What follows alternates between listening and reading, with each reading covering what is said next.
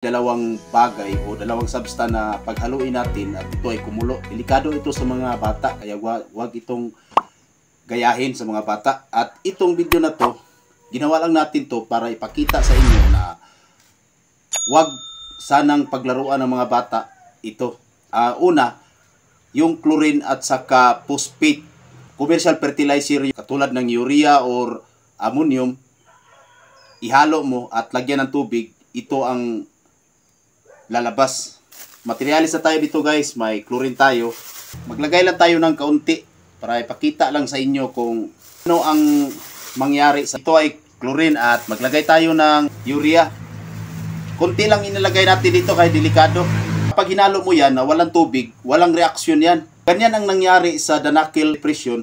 Kung bakit ito kumukulo ang tubig doon dahil sa dalawang substance na nakahalo at may tubig. Ito guys, may tubig tayo sa baso at lagyan natin ng tubig, tingnan natin ang reaction sa dalawang substance na hinalo natin. Pakita ko sa inyo guys dahil mahalaga ito bilang farmers na iwasan nating paglaruan sa ating mga kabataan ito. Lagyan natin ng tubig guys.